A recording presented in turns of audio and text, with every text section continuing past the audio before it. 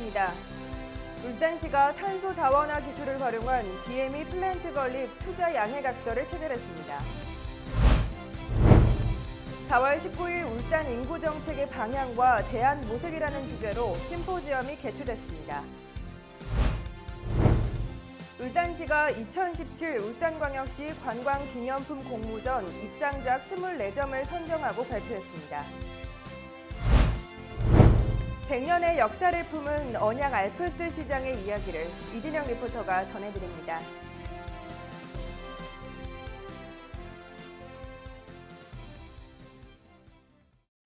시청자 여러분 안녕하십니까? 광역시 승격 20주년을 맞은 품격 있고 따뜻한 창조도시 울산, 시민과 함께 만들어가는 울산 시정뉴스, 지금 시작합니다.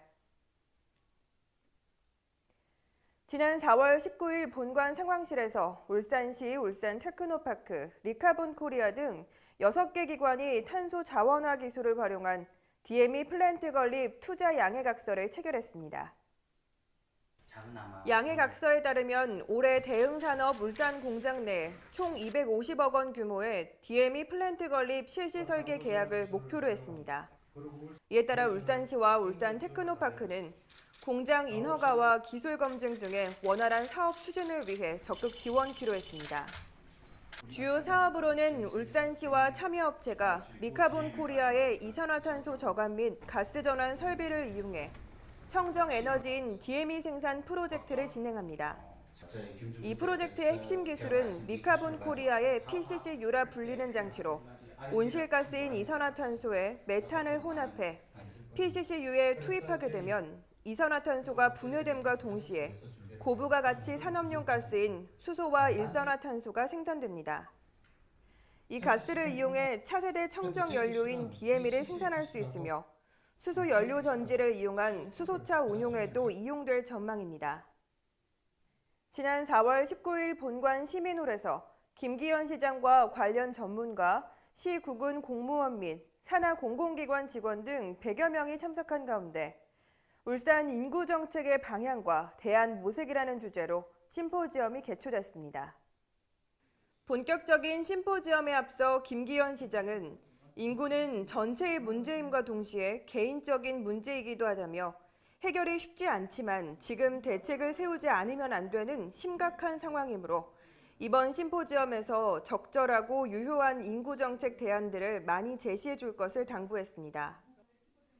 이날 주제 발표는 울산발전연구원 정현욱 박사가 인구와 도시 발전의 관계, 울산 인구 변화와 인구 이동 형태, 인구 감소 대응 방안에 대해 발표했습니다. 이어 보건복지부 저출산 고령사회위원회 강준 운영지원팀장이 제3차 정부의 저출산 고령사회 대책을 소개했습니다. 지정토론에서는 울산대학교 김재홍 교수를 좌장으로 각 전문 분야의 패널이 참석해 열띤 토론을 펼쳤습니다. 한편 이번 심포지엄은 최근 울산 주력산업 경기 침체와 저출산 기조가 겹치면서 울산 인구가 16개월 연속 감소하는 위기 상황을 헤쳐나가기 위한 대안 모색 차원에서 마련됐습니다. 울산시가 2017 울산광역시 관광기념품 공모전에 공정한 심사를 거쳐 총 24점의 우수 작품을 선정하고 수상자를 발표했습니다. 수상자에 대한 시상식은 지난 4월 21일 본관 국제회의실에서 개최됐습니다. 이번 공모전의 한국 특성화 부문에는 손희숙 씨의 여성용 생활소품이, 지역 특성화 부문에서는 한주석 씨의 반구대 암각화 기념품이 대상의 영예를 안았습니다. 공모전 입상자 24명에게는 상장과 시상금이 주어졌습니다.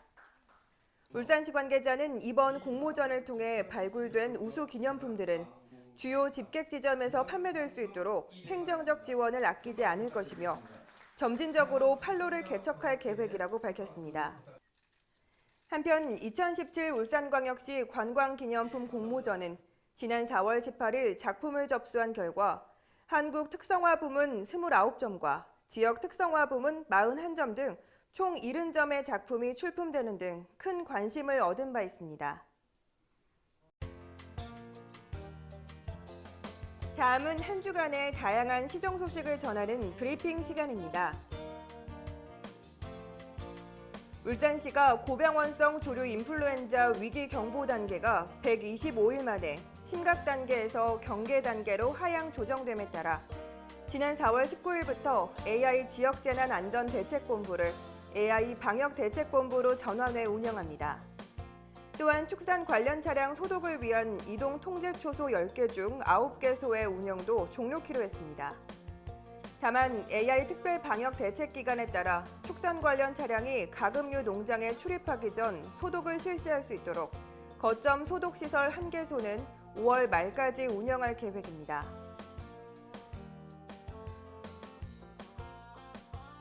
조선 기자재 기업의 기술력과 경쟁력 강화를 위해 조선 기자재 분야 2017년 지역 특화 산업 육성 기업 지원 사업을 추진합니다.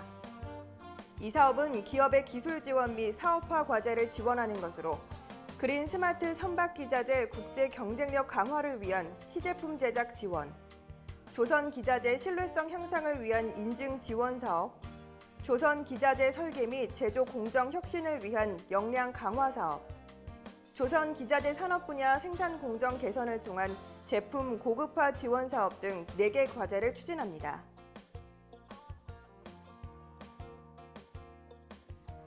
울산시 보건환경연구원이 지난 4월 20일 채집한 모기에서 일본 뇌염 매개 모기인 작은 빨간집 모기가 올해 들어 처음 출현함에 따라 모기에 물리지 않도록 주의를 당부했습니다.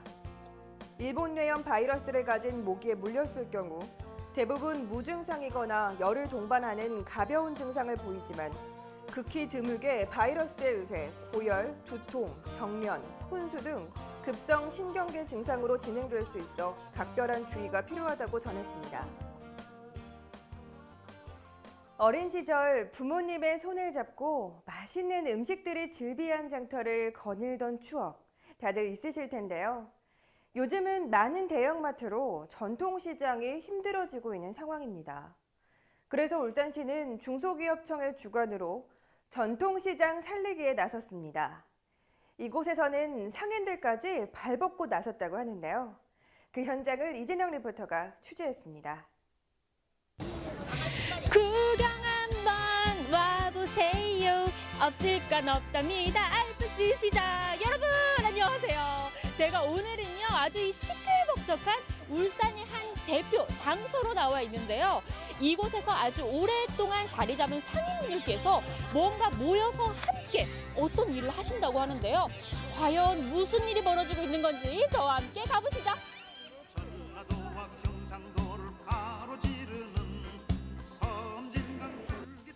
네, 이곳은 KTX 울산역 부근에 자리 잡고 있는 100년의 역사 언양 알프스 시장입니다.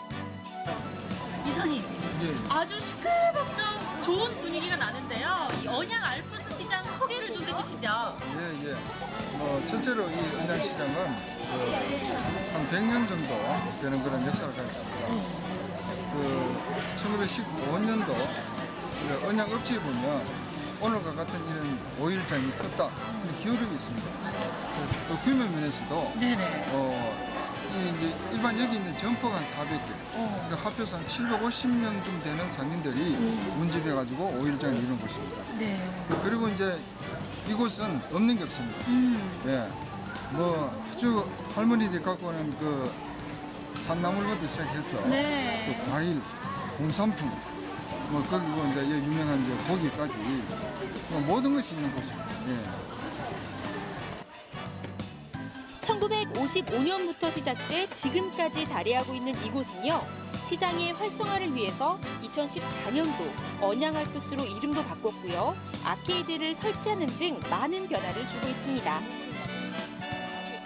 그리고 또 하나, 언양하면 떠오르는 음식 바로 언양 불고기입니다. 사실 언양 불고기는 비교적 값비싼 한우를 이용하기 때문에 시민들이 구매를 망설이는 경우가 종종 있는데요. 그래서 언양 알프스 시장이 내놓은 비장의 무기, 바로 떡갈비입니다. 와, 이사님, 여기가 그 유명한 언양 떡갈비 만드는 곳인 건가요? 예, 그렇습니다. 근데 그럼 여기서 조리부터 굽는 것까지 다 완성이 되는 건가요? 네, 그렇습니다. 예. 이 지역에 나는 그 채소, 과일, 또 양념, 이런 것들을 그 레시피에 의해 가지고 떡갈비를 만들게 되죠. 네. 떡갈비는요, 언양에 오랫동안 자리 잡고 있는 상인들이 모여서 만들었다고 합니다. 언양 알프스 시장 협동조합은 마을 분여회를 중심으로 오랜 역사를 시장을 지키기 위해 많은 노력을 하고 있다고 합니다. 이렇게 만들어진 떡갈비는요, 장이 열리는 2일장, 7일장, 그리고 토요 풍물시장에서만 선보인다고 합니다. 떡갈비의 냄새가 지나가던 손님의 발걸음을 확실히 잡겠죠? 어머니, 저 뭐 어떻게 하면 돼요? 이걸로 뒤집으면 돼요? 예, 뒤집어서 살짝 이거 사장님 아이고. 아버님 떡갈비 토스트 드시고 가세요. 떡갈비 토스트 사세요.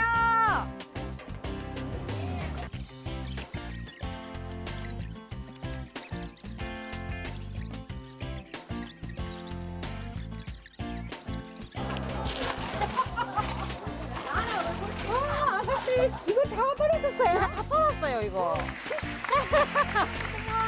네, 맞으세요. 네.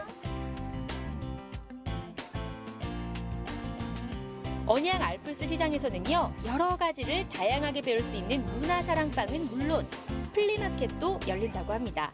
또한 한마음 대축제와 가을에는 언양 불고기 축제까지 시장이 살아나는 소리가 여기까지 들리죠.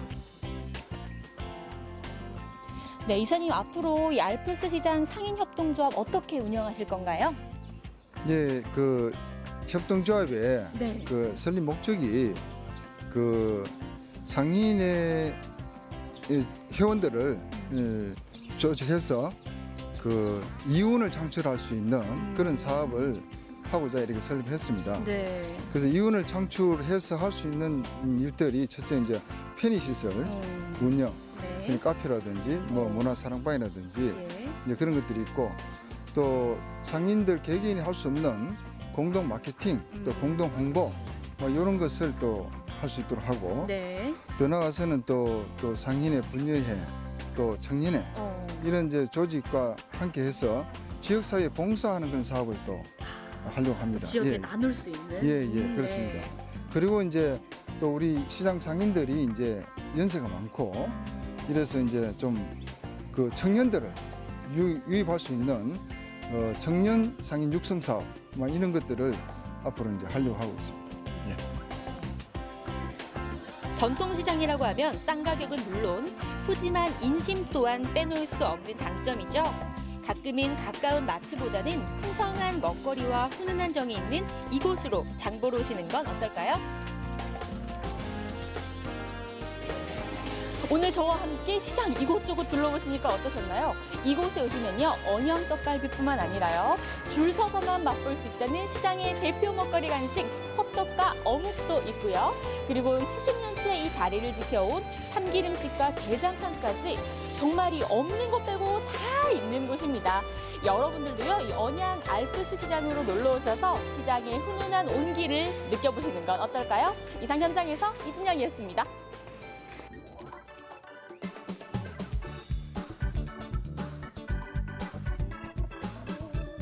울산 알림입니다. 제95회 어린이날을 맞아 울산 대공원에서 재밌는 상상 놀이터를 운영합니다. 어린이 및 가족 시민 여러분의 많은 참여 부탁드립니다. 제국박물관이 봄날에 찾는 언양 화장산 답사 행사를 개최합니다. 오는 4월 25일까지 제국박물관 누리집을 통해 30명 선착순 모집합니다. 오는 4월 29일 태화루에서 2017 상반기 태화루 누각 상설 공연이 진행됩니다. 본 공연은 무료로 마련됩니다. 이상으로 울산 시정 뉴스를 마칩니다. 시청해주신 여러분 고맙습니다.